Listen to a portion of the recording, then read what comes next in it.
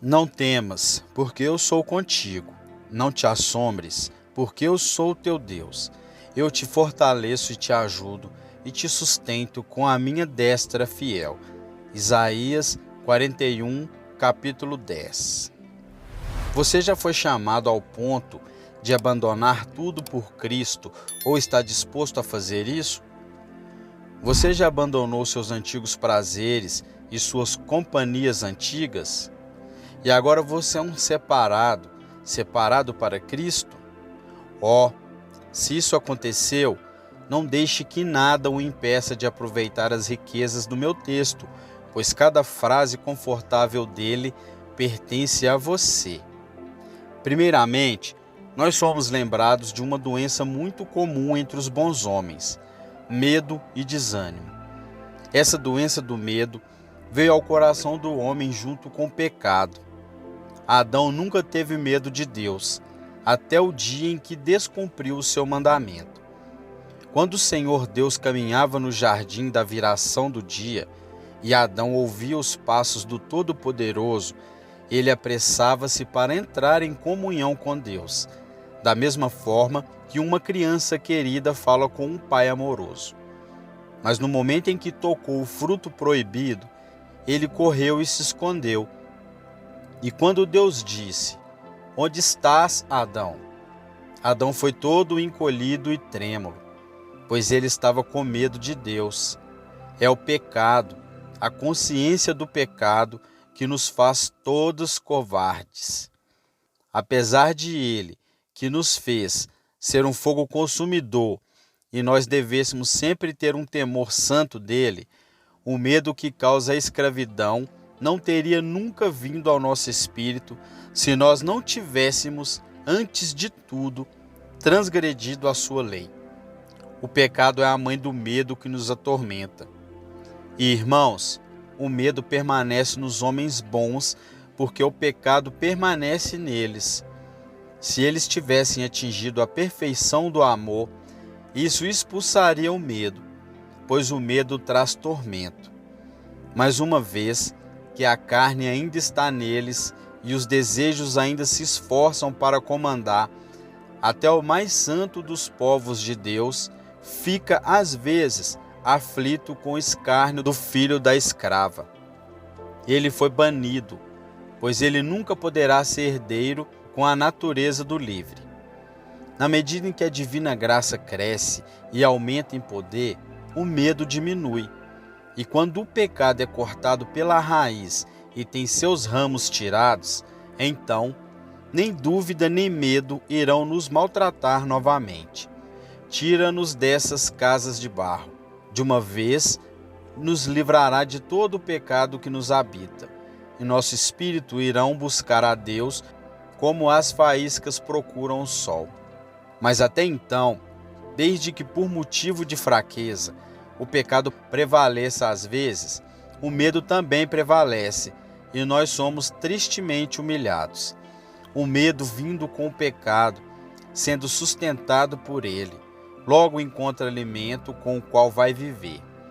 Deixe que o fiel olhe para dentro de si e, meus irmãos, ele só precisa fazer isso por um momento para encontrar razões abundantes para se ter medo. Diz o medo, enquanto ele olha para dentro do coração ainda propenso a vaguear: "Eu não vou seguir o meu caminho." Diz o medo, enquanto ele olha para o pecado: "Eu vou tropeçar, eu não vou perseverar até o fim." A graça está ali, é verdade, mas o medo cega a melhor natureza e fixa seu olhar somente no corpo dessa morte. Olhar para a velha natureza raramente é uma operação prazerosa, especialmente se esquecermos que ela foi crucificada com Cristo. Eu suponho que, se qualquer um de nós pudesse ver o seu próprio coração da maneira como ele realmente é, ele enlouqueceria. Mas a fé olha para todas as ruínas da queda e acredita que o sangue de Cristo trará a vitória. Ela canta o seu poema de triunfo, mesmo quando a luta está feroz, regozijando-se com o apóstolo, Pois, onde abundou o pecado, superabundou a graça, a fim de que, como o pecado reinou pela morte, assim também reinasse a graça pela justiça, para a vida eterna, mediante Jesus Cristo, nosso Senhor. Mas o medo diz: eu um dia cairei nas mãos do inimigo. Um barco tão fraco como o meu nunca vai conter a enchente e resistir à tempestade, mas sim sofrer um naufrágio no fim de tudo. E depois, meus irmãos, se o medo encontrar alimento dentro, logo irá encontrar alimento fora. Às vezes é pobreza, às vezes é doença, às vezes é a recordação do passado e tão frequentemente temor do futuro. Até aquele que tem fé em Deus podem ocasionalmente ser fracos o bastante para ter medo e desanimarem diante das circunstâncias comuns, às quais deveriam ser indiferentes ou deveriam superar por meio da fé. Pessoas esmorecidas podem encontrar motivos para ter medo onde eles não existem. Certas pessoas são habilidosas na poderosa capacidade de inventar problemas. Se o Senhor não as mandou nenhuma provação, elas criam uma para si mesmas. Elas têm uma pequena fábrica de problemas em casa, e elas sentam e usam sua imaginação para meditar no terror. Elas tecem um saco e juntam cinzas. Elas sabem que vão falir. Teve um pequeno prejuízo em seus negócios na semana passada. Elas acreditam que logo estarão velhos demais para o trabalho. É verdade, eles estão mais velhos do que um mês atrás. Eles têm certeza de que vão morrer no hospício. É claro que eles vão morrer em algum lugar. Eles têm certeza sobre essas coisas terríveis e, por isso, se afligem de acordo. Nenhuma dessas coisas lhe aconteceu ainda, e no julgamento dos outros, elas estão mais longe de acontecer agora do que jamais estiveram. Mas elas ainda convertem suas suspeitas em realidades e torturam a si mesmas com elas, apesar de serem apenas fantasmas. É muito triste rebaixarmos-nos a isto. Porventura poderiam as pequenas nuvens finas dessa vida passageira apagar a luz do amor imutável? Poderiam as névoas, sem substância dos cuidados terrenais, ocultar dos santos os montes eternos, dos quais seu rápido socorro deve descender?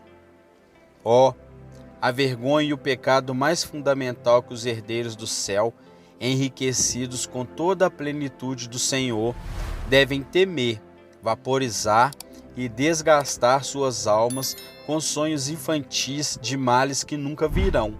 Ouvindo, devem vir carregados de bens. Em certos casos, o hábito de ter medo alcançou um crescimento monstruoso. Realmente, eu conheço algumas pessoas que pensam que a coisa certa a fazer é sempre ter medo e desconfiam de um homem que tenha uma fé forte. Eles até a chamam a certeza presunção e se assombram que alguém possa ter confiança em Deus. Mas, se ao mesmo tempo eles soubessem, há mais presunção na incredulidade do que pode haver na fé. É uma presunção grosseira por parte de uma criança desacreditar nas palavras do seu pai. Não há nenhuma presunção na confiança de uma criança naquilo que seu pai a diz. Ela está apenas cumprindo o seu dever. Para mim, aceitar as promessas puras de um Deus fiel e, a despeito de minha indignidade, ainda assim acreditar nelas é humildade.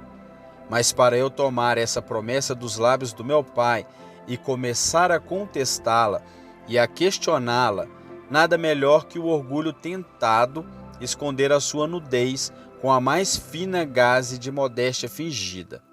Afastem-se, eu rogo-vos, da incredulidade que imita a humildade, e busquem essa fé inabalável, a qual é a verdadeira mansidão aos olhos de Deus.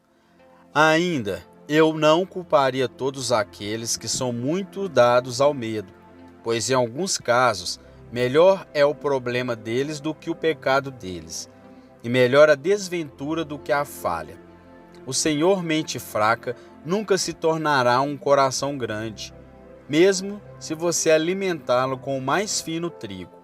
O Senhor pronto para parar nunca será tão firme, ou correrá tão agilmente quanto o Senhor valente da verdade. Faça o que quiser com ele. Há algumas pessoas na família de Deus que são constitucionalmente fracas e provavelmente nunca irão superar essa fraqueza até entrarem em descanso. Eu faria qualquer coisa que estivesse ao meu alcance para encorajar os amedrontados a se levantarem contra as suas fraquezas. Eu até daria apenas o suficiente do tônico da repreensão para fazê-los sentir que não é certo desacreditar. Mas eu não gostaria de censurar tão severamente seus desânimos a ponto de fazê-los pensar que não são do povo de Deus.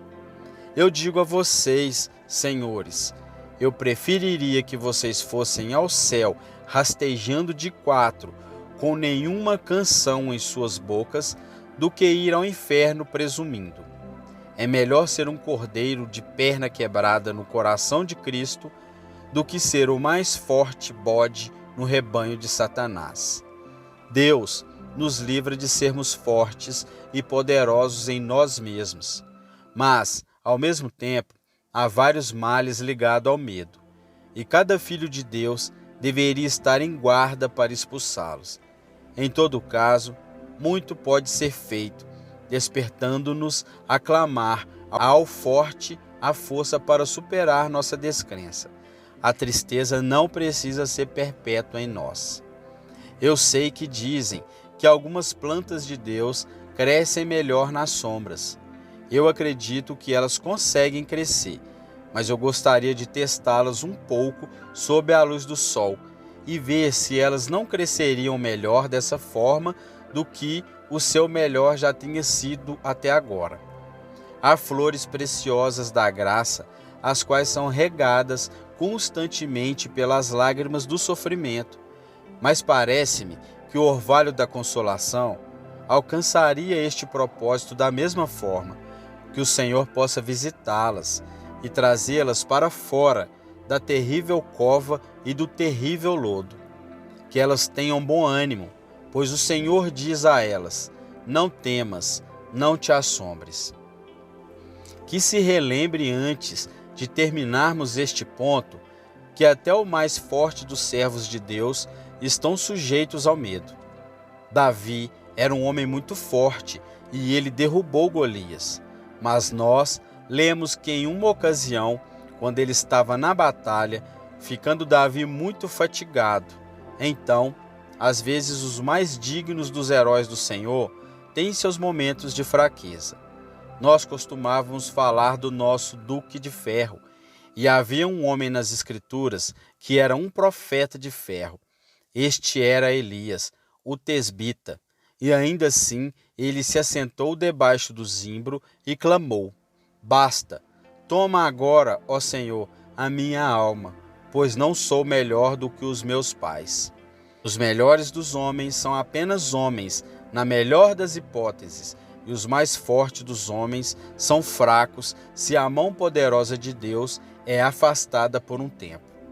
Alguns dos meus queridos amigos vão ocasionalmente me dizer: nós sofremos com dúvidas, medos e problemas, dos quais vocês não fazem ideia. Eles supõem que o seu pastor e outras pessoas que eles amam e respeitam nunca experimentam suas enfermidades. Eu gostaria que fosse assim. Temos algo melhor para falar do que nossas próprias tolices. Nós não nos sentimos obrigados a tornar o púlpito um confessionário público, e todas as experiências não precisam ser publicadas amplamente. Mas, por tudo isso, permita-me dizer que às vezes em que o mais corajoso e o mais forte daria tudo o que tem, pelo menos pela menor evidência possível da graça divina. Eles se considerariam felizes por poderem rastejar aos pés da cruz e dizer: Deus, sê propício a mim, pecador. Eu não digo isso para incentivar ninguém a ter medo, pois deixe-me apenas apresentar a vocês o oposto. Não há razões para isso. Se vivêssemos mais perto de Deus e andássemos com mais cuidado, nós não deveríamos, via de regra, viver com todo esse medo e esse desânimo. Uma vez, eu me encontrei com um querido irmão em Cristo, que está agora na glória, sobre cuja sinceridade eu nunca tive dúvidas. Ele me disse que no período de 30 anos ele nunca teve uma dúvida sequer a respeito de seu interesse por Jesus Cristo. Quando eu ouvi dizer isso, pensei ser uma circunstância um tanto incomum, mas agora eu louvo a Deus por ter me encontrado com vários santos que há na terra, em quem está todo o meu prazer. Seu testemunho é o mesmo, que apesar deles terem sido abalados, nunca foram tirados do seu forte apego em Cristo. Embora eles possam ter tido algum momento de vacilo, ainda assim, eles nunca ficaram desanimados a ponto de questionarem sua parte em Jesus. Eles se seguraram e cantaram ano após ano. Firme está o meu coração, ó Deus. O meu coração está firme. Cantarei e entoarei louvores. Eu vejo isso como objeto de ambição de todo crente no Senhor Jesus. Experimente e veja se você não pode livrar sua boca de todas as coisas amargas que o fazem cantar tantas vezes e tão tristemente. É um ponto que eu desejo conhecer. Há uma música muito boa para crianças cristãs, um hino geralmente cantado por questionadores, mas há que vocês possam ir além dessa cantiga juvenil e aprender a cantar músicas mais próprias como esta. Agora eu encontrei o chão onde com certeza a âncora da minha alma pode permanecer. As feridas de Jesus por meu pecado, morto antes da fundação do mundo, cuja misericórdia permanecerá inabalável quando o céu e a terra desaparecerem. Ó amor, seu abismo sem fundo, meus pecados são tragados em ti. Coberta é a minha iniquidade, nenhuma mancha de culpa permanece em mim. Enquanto o sangue de Jesus, através da terra e dos céus, misericórdia, livre, infinita misericórdia chove. Com fé eu mergulho neste mar. Aqui está a minha esperança, minha alegria, meu descanso. Mais perto, quando o inferno atacar, eu fugirei. Eu olho para o peito do meu Salvador. Vá embora, triste dúvida, medo ansioso. Misericórdia é tudo que está escrito lá.